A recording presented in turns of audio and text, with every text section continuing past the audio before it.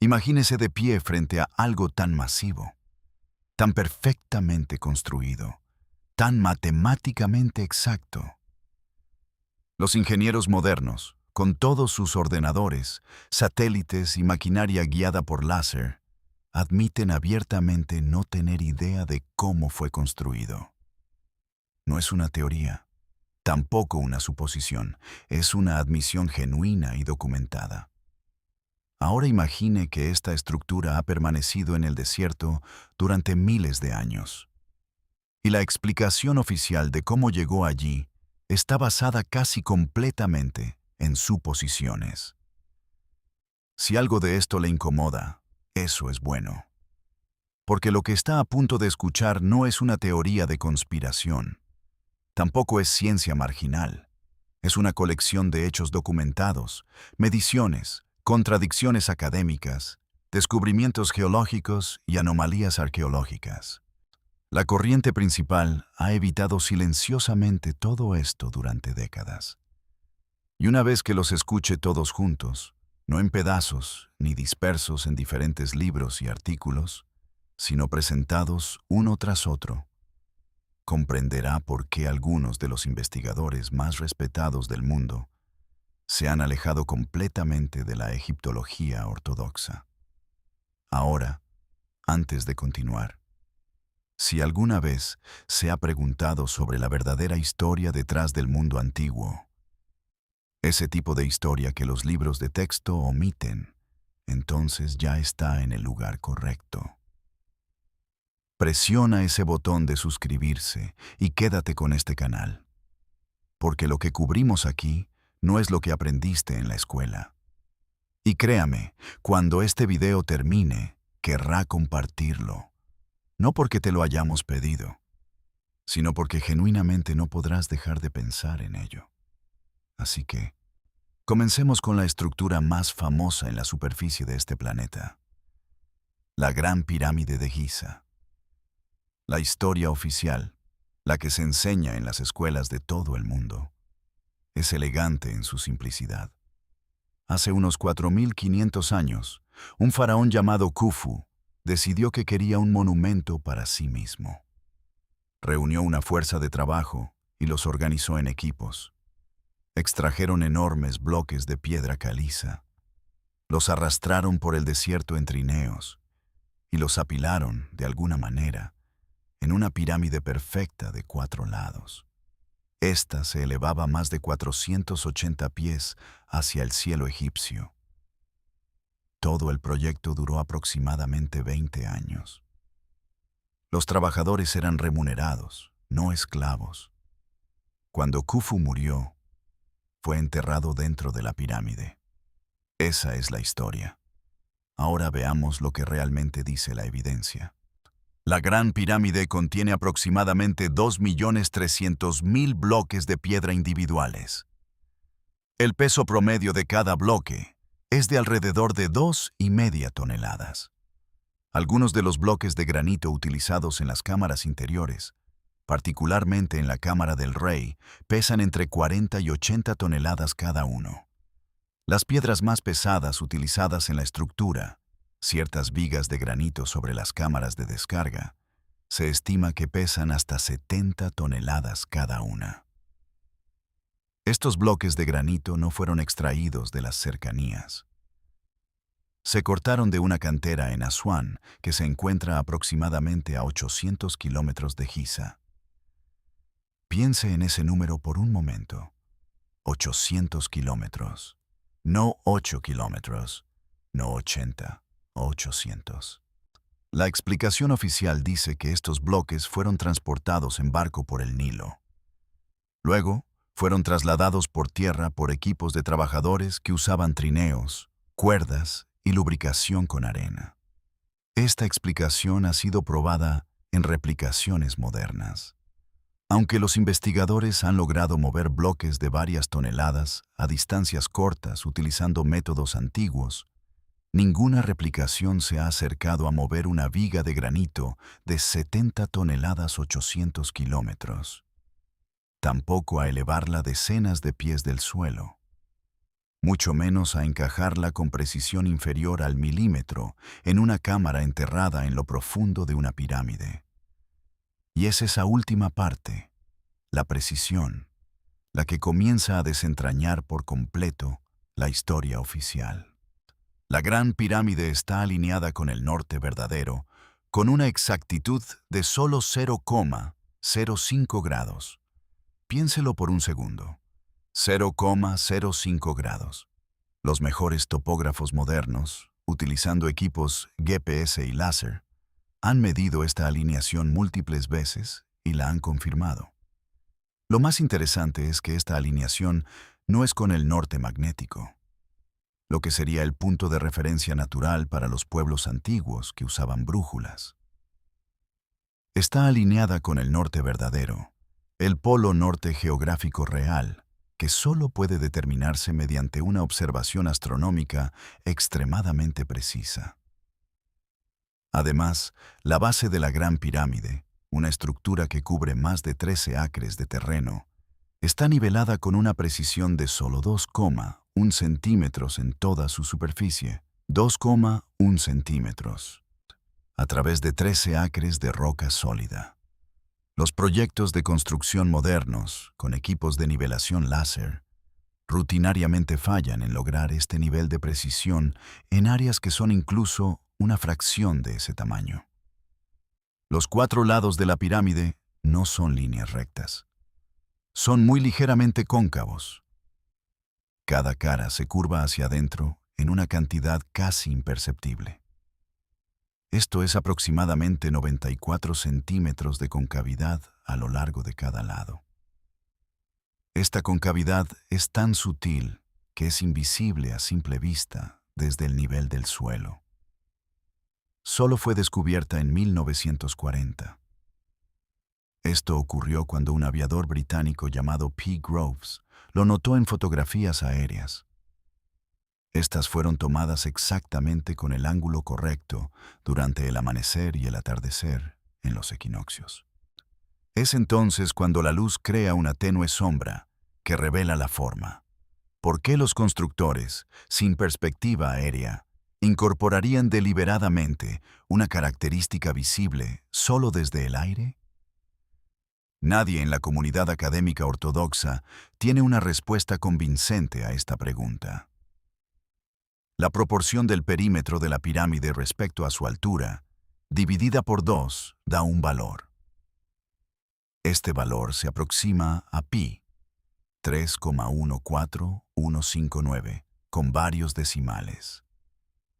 La proporción de la altura de la pirámide respecto al doble de la longitud de su base se aproxima a phi, y 1,618.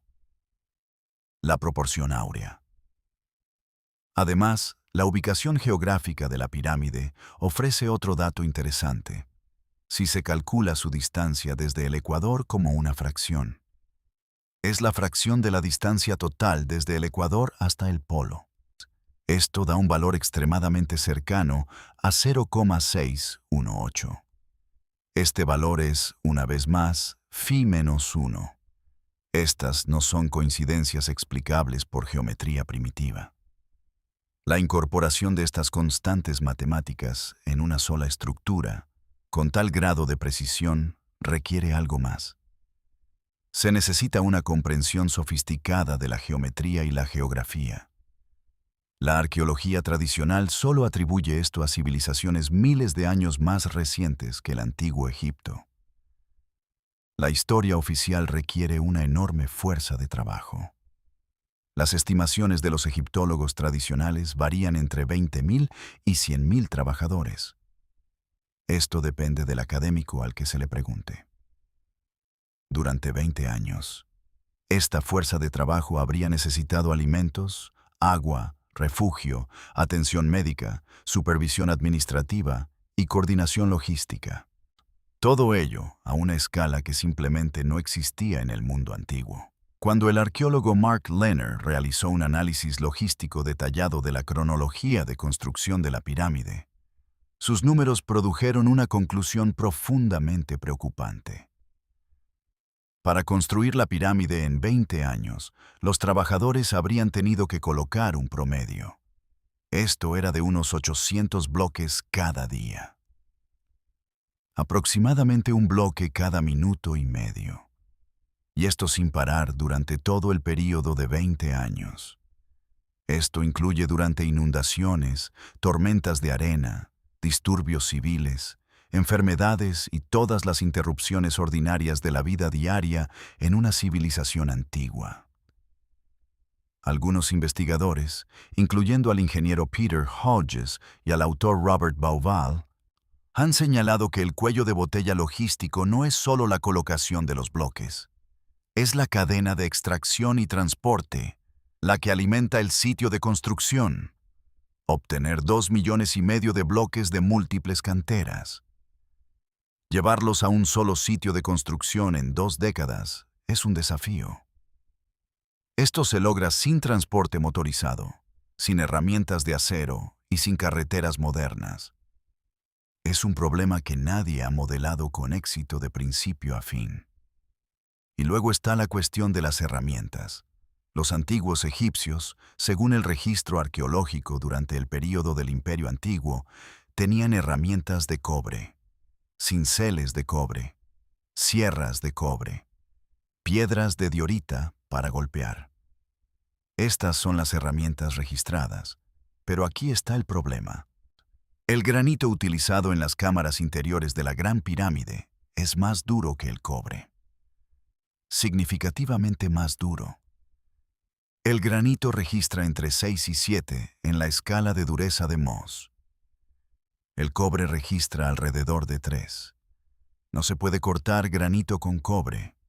Es como cortar acero con una cuchara de plástico. Físicamente no funciona.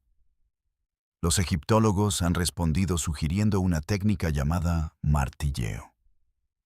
Esencialmente se golpeaba la superficie de granito con bolas de piedra más duras. Así, el material se desprendía gradualmente. Esta técnica sí funciona. Pero las superficies dentro de la cámara del rey y los pasajes que conducen a ella han sido medidas. Se ha encontrado que son planas con tolerancias de fracciones de milímetro. Las paredes son tan lisas y cortadas con tanta precisión que los canteros modernos que las han examinado han expresado un asombro genuino. Un ingeniero británico llamado Christopher Dunn pasó décadas estudiando el interior de la Gran Pirámide. Concluyó, basándose en su experiencia profesional como fabricante de herramientas de precisión, las superficies interiores solo podrían haberse producido utilizando máquinas herramienta. O bien, tecnología equivalente a las máquinas herramienta. Su análisis de los orificios de perforación en fragmentos de granito en Giza mostró una velocidad de corte. Esta velocidad era mucho más rápida que la de cualquier perforadora de diamante moderna, incluso operando bajo las mismas condiciones. Las ranuras en espiral dejadas por la perforadora mostraron una velocidad de avance de aproximadamente 0,1 pulgadas por revolución. Las perforadoras de diamante modernas bajo presión alcanzan alrededor de 0,0002 pulgadas por revolución.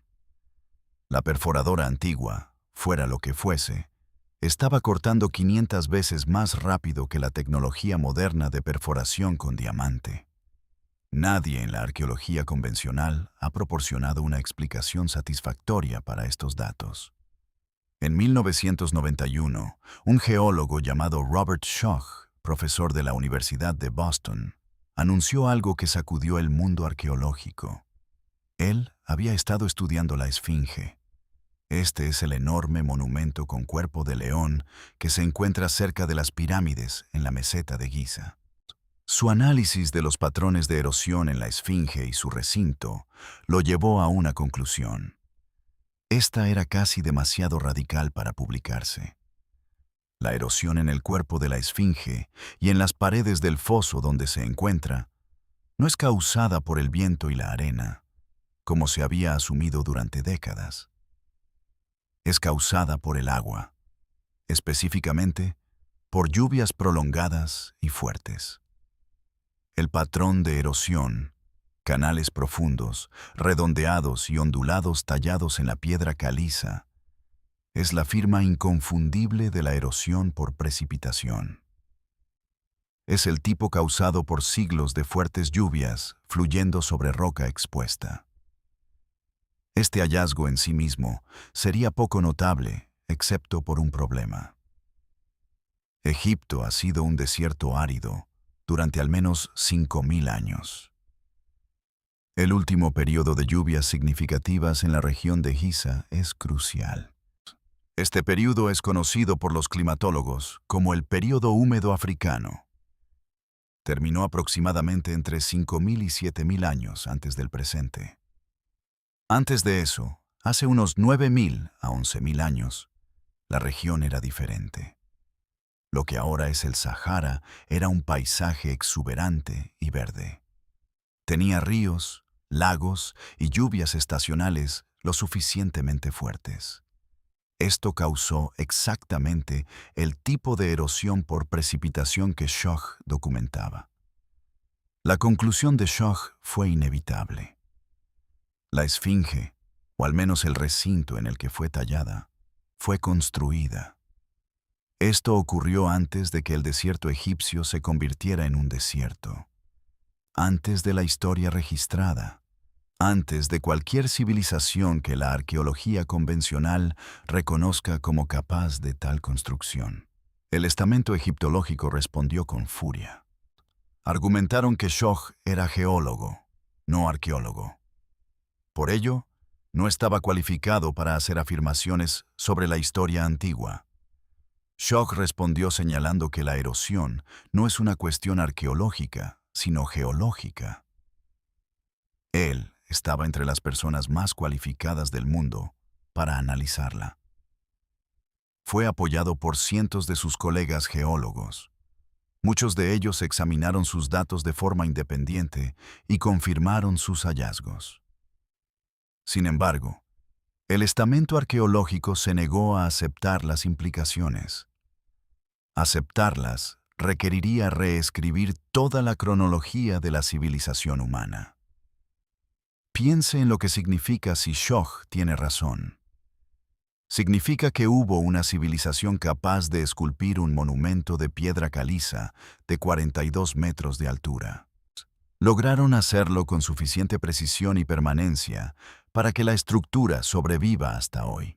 Esto ocurrió en una época en que la historia ortodoxa dice que los seres humanos vivían en pequeños grupos nómadas de cazadores-recolectores. No tenían escritura, religión organizada, ciudades ni construcciones de piedra. Eso no es solo una revisión de la historia. Es la demolición completa de todo lo que creemos saber sobre el mundo antiguo. Existe algo de lo que casi nadie habla en el contexto de la Gran Pirámide. Esto es tan obvio y vergonzoso para la narrativa oficial que la mayoría de los comentaristas lo omiten. Nunca se ha encontrado una momia dentro de la Gran Pirámide. Ni una sola. Ni un fragmento de hueso, ni un mechón de pelo, ni un trozo de envoltura de lino. Tampoco un solo artefacto funerario.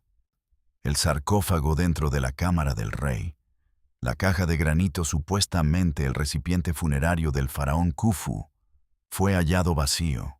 Exploradores occidentales entraron por primera vez en él en el siglo IX. No estaba vacío por saqueo, donde se esperaría encontrar rastros de objetos funerarios removidos. Tampoco envolturas esparcidas o evidencia de los contenidos originales. Simplemente vacío, como si nunca se hubiera utilizado para un entierro. El propio sarcófago de granito presenta su propio misterio. Es demasiado grande para haber sido introducido por cualquiera de los pasajes existentes. Tuvo que haber sido colocado dentro de la cámara antes de que ésta fuera sellada. Esto significa que no fue colocado allí después de la construcción. Fue incorporado a la pirámide durante la construcción. Esto implica que fue planeado desde el principio. Pero si fue planeado desde el principio como recipiente funerario para Khufu, ¿por qué no muestra evidencia de haber contenido una momia? Ni residuos, ni manchas, ni marcas de herramientas compatibles con una tapa sellada. Y el sarcófago no es la única ausencia curiosa. Todas las pirámides de Egipto fueron supuestamente construidas como tumbas reales. Hay docenas de ellas, pero en todo el campo de pirámides, desde Giza hasta Saqqara, Dashur y Meidum. El número de momias descubiertas dentro de una pirámide, en su contexto funerario original, es efectivamente cero. Se han encontrado momias en tumbas excavadas en roca en el Valle de los Reyes, también en cámaras subterráneas y en mastabas.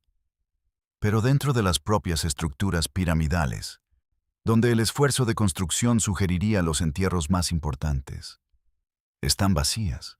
Esto no es una pequeña laguna en el registro. Una tumba sin cuerpo no es una tumba. Es un edificio con un propósito diferente que aún no comprendemos. En 1983, un autor e investigador llamado Robert Bauval hizo una observación. Desde entonces, esta se ha convertido en una de las ideas más debatidas en toda la arqueología alternativa. Notó algo inusual sobre las 3 pirámides de Giza. Estas son la Gran Pirámide, la Pirámide de Khafre y la Pirámide de Menkaure. Específicamente, observó la forma en que están dispuestas entre sí. Las 3 pirámides no están en una línea recta perfecta. La más pequeña de ellas, la pirámide de Menkaure, está ligeramente desplazada a la izquierda vista desde arriba. Durante décadas, esto se consideró una rareza arquitectónica sin significado particular. La visión de Bauval fue mirar hacia arriba. Las 3 estrellas que forman el cinturón de la constelación de Orión, Al-Nitak, Al-Nilam y Mintaka, tampoco están en una línea recta perfecta. Y Mintaka, la estrella al final del cinturón, está ligeramente desplazada. Lo está exactamente de la misma manera que la pirámide de Menkaure está desplazada con respecto a las otras 2. La correlación es lo suficientemente precisa como para ir más allá de la coincidencia. Pero Bauval fue más allá. Utilizando software astronómico, calculó la posición del cielo nocturno sobre Giza en varios puntos de la historia. Descubrió que la alineación entre el complejo piramidal de Giza y el cinturón de Orión era más precisa. Esto no ocurrió alrededor del 2500 antes de la Era Común, cuando se supone que se construyeron las pirámides, sino alrededor del 10.500 antes de la Era Común, hace aproximadamente 12.500 años. Esto se debe a un fenómeno llamado precesión de los equinoccios. La Tierra se tambalea sobre su eje en un ciclo de aproximadamente 25.720 años. A medida que se tambalea, la posición de las estrellas vista desde cualquier punto fijo de la Tierra cambia muy lentamente con el tiempo. Calculando hacia atrás, Bauval determinó que las pirámides de Giza fueron dispuestas para reflejar el cielo, así como habría aparecido en el 10.500 antes de la Era Común. Las implicaciones de esto son asombrosas. O los antiguos egipcios de alrededor del 2500 antes de la Era Común tenían un conocimiento astronómico detallado de cómo había lucido el cielo 8000 años antes de su época, y codificaron deliberadamente esa información en sus monumentos más importantes. Esto requeriría un nivel de sofisticación astronómica que la historia convencional no les atribuye. O el diseño original fue concebido en un momento en que el cielo realmente se veía así, lo que situaría el origen del plano de Giza en el 10.500 antes de la Era Común, firmemente dentro de la prehistoria que la arqueología convencional llama Edad de Piedra. Durante la mayor parte del siglo XX, el consenso académico predominante sostuvo lo siguiente. La civilización humana organizada, es decir, comunidades asentadas y arquitectura monumental, junto con instituciones religiosas y complejidad social, surgió solo después del desarrollo de la agricultura. Esto ocurrió hace entre 10.000 y 12.000 años, principalmente en la región conocida como el Creciente Fértil en el Medio Oriente. Luego, en 1994, un pastor kurdo caminaba por las colinas del sureste de Turquía. Cerca de la ciudad de Sanliurfa, tropezó con algo que sobresalía del suelo: una piedra tallada. Lo informó al museo local. Un arqueólogo alemán llamado Klaus Schmidt fue a investigar. Lo que Schmidt encontró durante los años siguientes de excavación llegaría a ser llamado el descubrimiento arqueológico más importante del siglo XX. Göbekli Tepe, un complejo de círculos de piedra macizos, construidos con pilares de piedra caliza en forma de T. Estos pilares medían hasta 5,5 metros de altura y pesaban hasta 10 toneladas cada uno. Estaban decorados con sofisticadas tallas de animales, símbolos abstractos y lo que parecen ser escenas narrativas. No era un asentamiento, no era una aldea, un complejo ritual monumental, claramente producto de un trabajo comunal organizado. Mostraba pensamiento simbólico y planificación arquitectónica. Fue datado usando múltiples métodos independientes. Incluyeron la datación por radiocarbono de material orgánico incrustado en el yeso y las capas de suelo. La fecha aproximada fue de 11.600 años. Tenía casi 12.000 años de antigüedad. Esto es más antiguo que la invención de la agricultura. Más antiguo que las primeras ciudades conocidas. Más antiguo que la escritura, la cerámica, la rueda. También que cualquiera de los otros marcadores que los arqueólogos asocian tradicionalmente con el surgimiento de una civilización compleja. Y sin embargo, era un sitio que requería el trabajo organizado de cientos de personas. La capacidad de extraer y transportar bloques de piedra de varias toneladas. La habilidad técnica para tallar arte figurativo detallado. Y la infraestructura social para coordinar un proyecto de construcción sostenido. Göbekli Tepe obligó a la arqueología convencional a revisar una de sus suposiciones más fundamentales. Esta era que la civilización surgió gradualmente de la agricultura y que la construcción organizada de monumentos vino después de las comunidades agrícolas asentadas. El propio Schmidt resumió este cambio en una declaración que sorprendió a sus colegas. Él dijo que la evidencia sugería que no fue la agricultura la que creó la civilización, sino más bien el impulso de construir monumentos rituales que llevó a las personas hacia la vida sedentaria y, finalmente, la agricultura. El templo vino primero. La aldea vino después. Si esto es cierto en Göbekli Tepe, la pregunta que sigue es inevitable. ¿Hubo otros sitios? ¿Hay otros Göbekli Tepe enterrados bajo las arenas de Egipto, las selvas de América Central? También en los fondos marinos que estaban sobre el agua cuando los niveles oceánicos eran más bajos durante la última edad de hielo. Y esta pregunta tiene una respuesta que le dejará sin aliento. Al final de la última edad de hielo, hace aproximadamente entre 11.000 y 12.000 años, la Tierra experimentó una de las transformaciones ambientales más dramáticas en los últimos 100.000 años. Los glaciares masivos que habían cubierto gran parte de América del Norte, Europa y Asia se derritieron con relativa rapidez.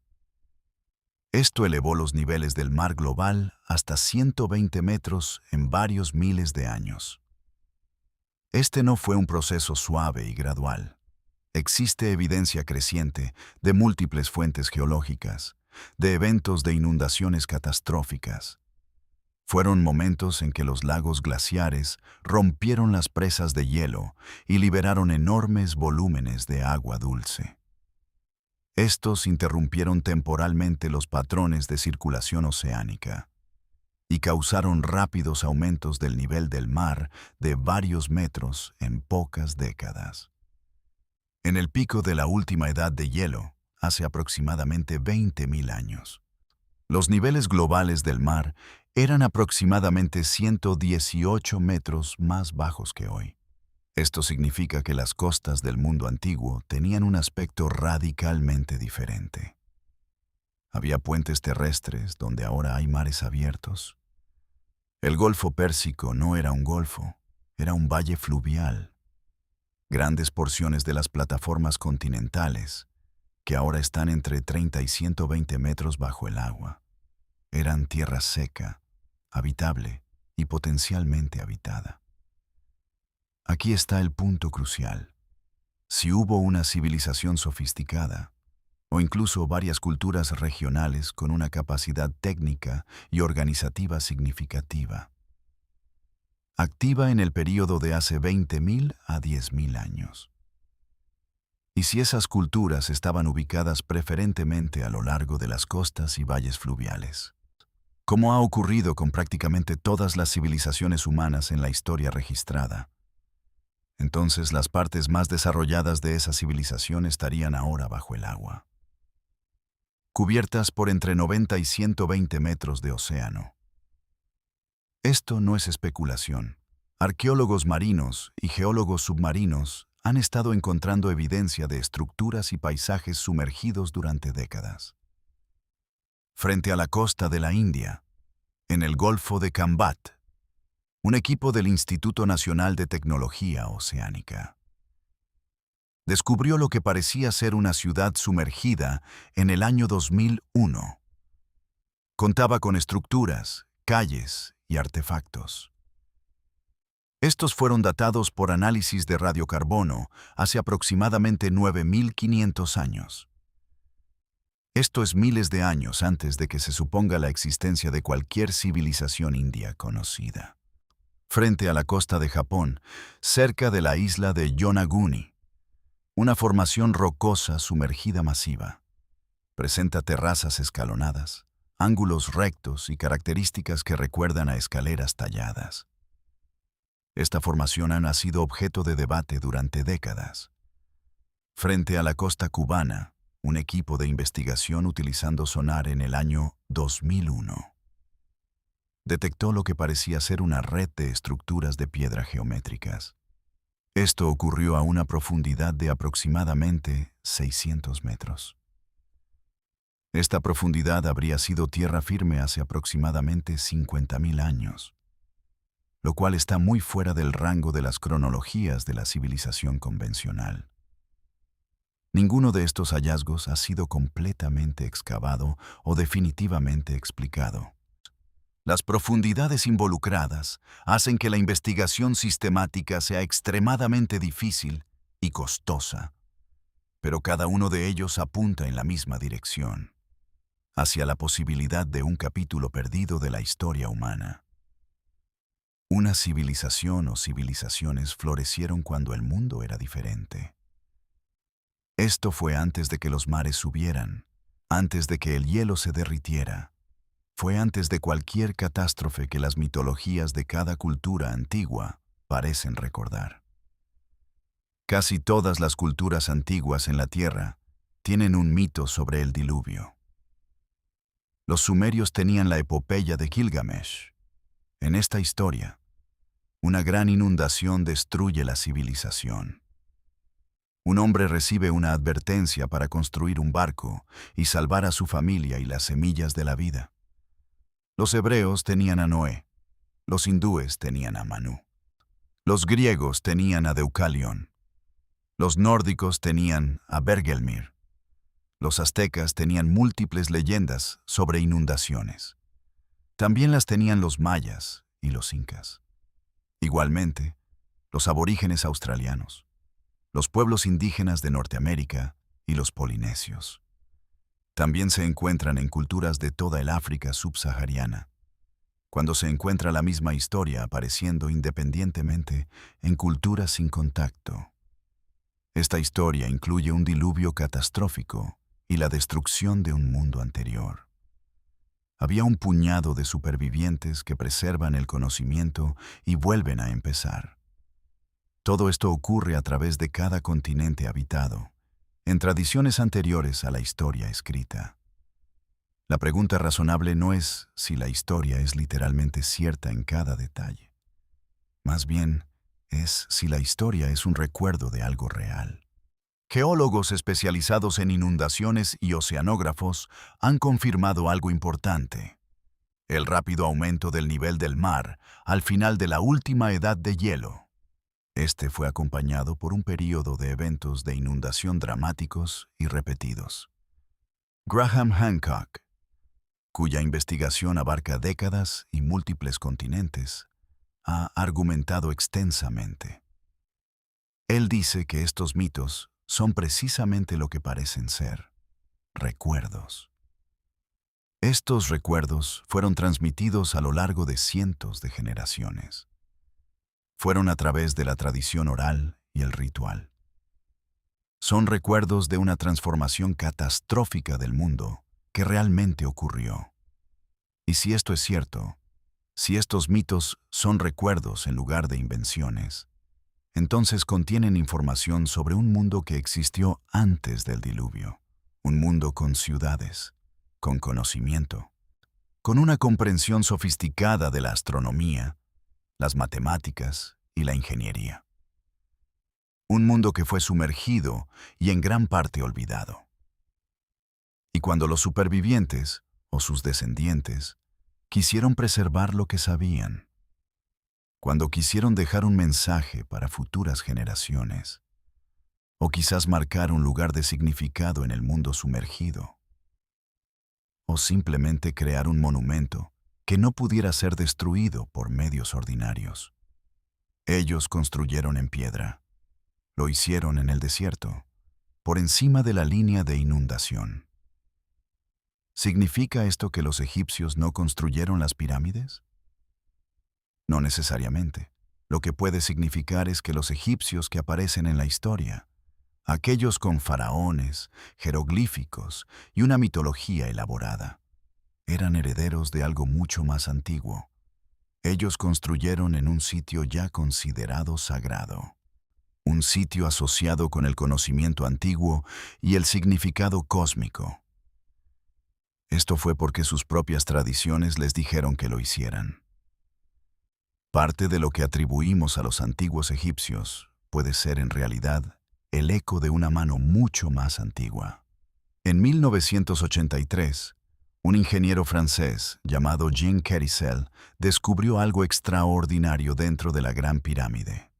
Usando un radar de penetración terrestre, una tecnología no disponible para exploradores anteriores, detectó algo. Detectó lo que parecía ser un corredor o cámara. Estaba ubicado en el lecho de roca directamente debajo de la pirámide. Esto estaba en una región que los planos convencionales mostraban como piedra caliza sólida. Esto no se confirmó hasta 2017. Entonces, un equipo internacional de científicos usó una técnica llamada tomografía de muones. Este método utiliza partículas de rayos cósmicos para mapear la densidad interna de grandes estructuras. Es similar a cómo los rayos X mapean el interior del cuerpo. Ellos anunciaron el descubrimiento de un gran vacío previamente desconocido dentro de la Gran Pirámide. El vacío estaba ubicado sobre la Gran Galería, uno de los pasajes interiores principales de la pirámide. Tenía al menos 100 pies de largo, y nunca se había sabido de su existencia. El equipo, operando bajo el proyecto Scan Pyramids y apoyado por múltiples universidades e instituciones de investigación, publicó sus hallazgos en la revista Nature. El vacío era real, confirmado por 3 equipos independientes de detectores de muones que operaban simultáneamente.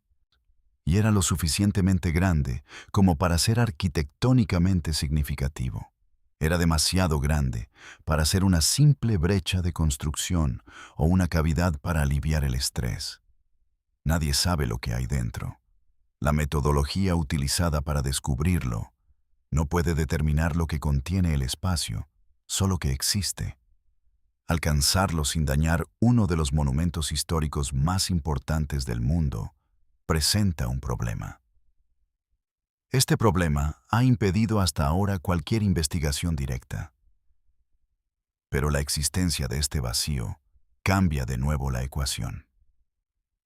El interior de la Gran Pirámide, una de las estructuras más estudiadas. En la historia de la civilización humana, todavía contiene un espacio importante sin descubrir. Esto es después de miles de años de exploración. ¿Qué nos dice esto sobre los límites de nuestra comprensión? ¿Y si existe una cámara que no conocíamos hasta hace tan poco como 2017, qué más podría haber dentro que aún no hemos encontrado? En 1498, un almirante otomano llamado Piri Reis creó un mapa. Reis era un cartógrafo y estratega naval reconocido.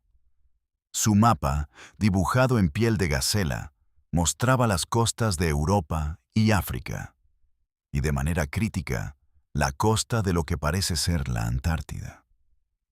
Incluía detalles de la costa subglacial que yace bajo la capa de hielo. El problema, reconocido por múltiples cartógrafos e historiadores desde que el mapa fue redescubierto en 1929, es sustancial. La Antártida no fue descubierta oficialmente hasta 1818. La costa subglacial de la Antártida, la costa rocosa real debajo de la capa de hielo, no fue mapeada hasta la década de 1950. Esto fue utilizando tecnología de ecosondeo. Y sin embargo, el mapa de Piri Reis parece mostrarla. Fue compilado en 1513 a partir de lo que Reis afirmó eran mapas fuente mucho más antiguos. Hapgood, profesor de Historia de la Ciencia en Keene State College, en New Hampshire, pasó años analizando el mapa de Piri Reis y otros mapas antiguos anómalos.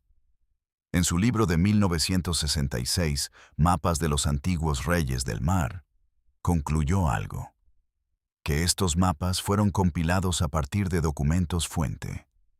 Estos fueron creados por una civilización con conocimiento cartográfico avanzado anterior a la historia registrada. Su trabajo fue controvertido, pero su análisis fue lo suficientemente riguroso. Atrajo una carta de apoyo de la División Cartográfica. Esta era del Comando Aéreo Estratégico de la Fuerza Aérea de los Estados Unidos. Esta confirmó que las coordenadas del mapa eran lo suficientemente precisas para sugerir una capacidad de topografía sofisticada. ¿Cómo un mapa de 1513 contiene detalles de una costa no confirmada hasta el siglo XX? El propio Piri Reis proporciona la respuesta más honesta disponible. Él afirma que compiló su mapa a partir de mapas fuente mucho más antiguos, algunos obtenidos en Alejandría. Si esos mapas fuente fueron compilados a partir de mapas aún más antiguos.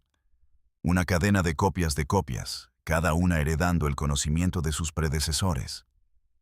Estamos viendo la transmisión de conocimiento geográfico de una civilización lo suficientemente antigua, tan antigua como para haber conocido la Antártida antes de que fuera cubierta por hielo. Lo cual, según la mayoría de las estimaciones geológicas, significa una civilización activa. Activa hace al menos 6.000 años, y posiblemente mucho más. La pregunta que la arqueología convencional se niega constantemente a hacer no es si estas anomalías existen. Sí existen. Las mediciones están documentadas. Los patrones de erosión son reales. Las proporciones matemáticas son reales. El vacío dentro de la pirámide es real. El mapa de Piri Reis es real. Göbekli Tepe es real. La pregunta que se evita es ¿qué significan colectivamente? Porque, individualmente, se puede explicar cada anomalía. Se puede argumentar que las constantes matemáticas en la pirámide son una coincidencia, aunque los cálculos de probabilidad para sostener ese argumento son extraordinarios. Se puede argumentar que la erosión de la esfinge tiene una explicación que no requiere lluvia, aunque ningún geólogo ha logrado producir una. Se puede argumentar que el mapa de Piri Reis es una mala interpretación, aunque hacerlo requiere ignorar las coordenadas. Se puede argumentar que Göbekli Tepe es una anomalía aislada, aunque cuanto más se excava, menos aislada parece. Pero cuando se unen todas estas anomalías, cuando se observa el panorama completo, el peso colectivo de la evidencia se convierte en algo que no puede explicarse. No puede explicarse con suposiciones convencionales. O los antiguos egipcios y otras culturas antiguas poseían un nivel de capacidad, una capacidad técnica, matemática, astronómica y organizacional muy superior a lo que la historia ortodoxa les atribuye. O esas capacidades vinieron de otro lugar, de una tradición anterior, de una civilización anterior. Ninguna explicación encaja cómodamente dentro del marco establecido. Y esa es precisamente la razón por la cual el marco establecido se resiste a ambas con tanta ferocidad. Existe un patrón en la historia de la ciencia: los datos anómalos, los que contradicen el modelo dominante. Son primero ignorados, luego atacados y luego incorporados a regañadientes al modelo. Esto ocurre después de que la evidencia se vuelve imposible de negar. La tectónica de placas fue considerada ciencia marginal tan recientemente como la década de 1950. La idea de que las úlceras eran causadas por bacterias fue ridiculizada.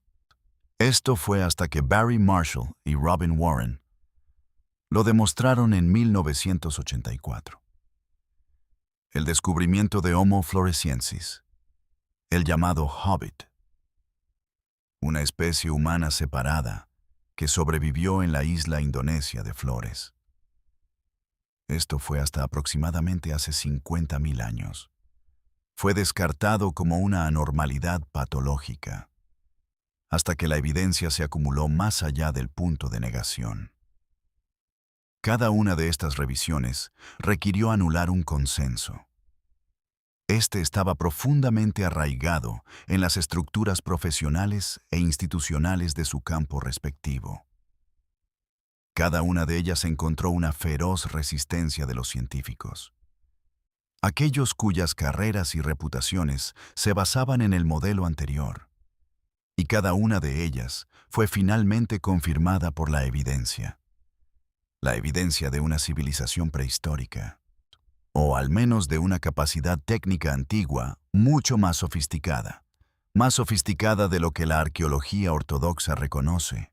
Ahora está en un punto donde la resistencia es más ideológica que científica. Todo lo que hemos cubierto en este video apunta al mismo lugar: las pirámides, la Esfinge y Göbekli Tepe, los mitos del diluvio y las estructuras sumergidas, los mapas antiguos y la precisión matemática, las momias desaparecidas y la cámara inexplicada, el registro geológico de la catástrofe. Todos convergen en una única conclusión profundamente incómoda. Algo sucedió. Algo se perdió. Las estructuras que sobrevivieron pueden ser la última evidencia. Estas fueron construidas en piedra. Fueron colocadas por encima de la línea de inundación. Estaban alineadas con las estrellas con una precisión que desafía la explicación. Son evidencia de un capítulo de la historia humana tan antiguo, tan completamente enterrado por el tiempo y la catástrofe, que casi lo hemos olvidado por completo. Los antiguos egipcios no crearon la gran pirámide de la nada. Eran herederos de una tradición, custodios de un conocimiento que vino de otro lugar. de algún capítulo anterior de la experiencia humana. Su civilización, por notable que fuera, pudo haber sido construida sobre la base de algo mucho más antiguo. Una base tan antigua que incluso ellos quizás no la entendieron completamente. Y si estamos dispuestos a mirar de verdad. Sin la comodidad de la narrativa oficial, podemos ver el contorno de esa base. La podemos ver en las piedras que dejaron atrás, en las proporciones y alineaciones que codificaron, en los mitos que contaron a sus hijos, en las estrellas que observaban cada noche. Se preguntaban si la historia que habían heredado era cierta. Las pirámides no fueron construidas por los egipcios como los entendemos, no por trabajadores con cinceles de cobre, arrastrando bloques en trineos. La evidencia de esa historia es escasa y circunstancial. Es incapaz de explicar lo que realmente vemos. Esto ocurre cuando medimos, analizamos y observamos honestamente lo que está allí. La verdad es casi con certeza más extraña y más magnífica que cualquier cosa que la historia oficial haya ofrecido. Y quizás estamos solo al principio de descubrir cuál es esa verdad. Hay una cosa más que vale la pena decir antes de cerrar, algo que conecta todo lo que hemos discutido con el momento actual. Porque esta no es solo una historia sobre el pasado distante. Es una historia sobre lo que elegimos creer cuando la evidencia nos desafía. Trata sobre lo que hacemos cuando los hechos no encajan con la historia que nos han contado. Cada civilización, en cada era, ha trazado un círculo alrededor de lo que considera cognoscible. Todo lo que está dentro del círculo es conocimiento aceptado. Todo lo que está fuera del círculo es herejía, pensamiento marginal, la provincia de excéntricos y teóricos de la conspiración. El círculo no es trazado por la evidencia. Es trazado por las personas que tienen más que perder si la evidencia señala algo incómodo. Pero el universo no respeta el círculo. La evidencia se acumula de todos modos. Las piedras no cambian sus medidas para ajustarse a la narrativa oficial. La erosión no se revierte para acomodar el consenso académico. El vacío dentro de la pirámide no desaparece porque los arqueólogos encuentren su existencia inconveniente. Y la historia real, no la versión oficial enseñada en las escuelas, está llena de momentos. Estos momentos ocurren cuando el círculo tuvo que ser redibujado. Cuando aquello que todos sabían que era imposible, resultó ser no solo posible, sino también verdadero. Estamos viviendo uno de esos momentos ahora mismo, con respecto al mundo antiguo. Los datos ya están aquí. Las anomalías han sido medidas, el registro geológico ha sido leído, y la imagen que emerge es la de una historia humana mucho más larga. Es mucho más compleja y más extraordinaria que cualquier cosa que los libros de texto nos digan actualmente. La Gran Pirámide de Giza ha estado en pie durante al menos 4.500 años y posiblemente mucho más tiempo. Ha sobrevivido al Imperio Romano, a los califatos islámicos y al Imperio Otomano. También ha sobrevivido a la era colonial, a 2 guerras mundiales y a la edad moderna del turismo masivo. Casi con certeza sobrevivirá a cada institución e ideología de nuestro propio tiempo. Ya ha sobrevivido a cada civilización que ha intentado explicarla. Es paciente. No necesita que la entendamos. Pero nosotros sí necesitamos entenderla. Porque en algún lugar dentro del misterio de cómo fue construida, quién la construyó y por qué, existe un mensaje. Este mensaje se encuentra en el silencio de esa cámara vacía de granito. También se halla en la perfecta alineación con una estrella desvanecida y en la concavidad demasiado sutil para que cualquier ojo antiguo la aprecie. Un mensaje de personas que nos precedieron. Personas que sabían cosas que hemos olvidado. Personas que entendían el cielo, la tierra y las matemáticas de la existencia. Lo hacían de maneras que solo ahora estamos empezando a redescubrir. Hemos estado haciendo la pregunta equivocada. La pregunta nunca fue si los egipcios pudieron haber construido las pirámides. La pregunta es qué tipo de mundo existió antes del Egipto que conocemos. ¿Qué conocimiento se transmitió a través del diluvio, a través de la oscuridad? A través de miles de años de olvido, fue codificado en piedra para quien viniera después. Nosotros somos quienes vinieron después. Y el mensaje ha estado esperando.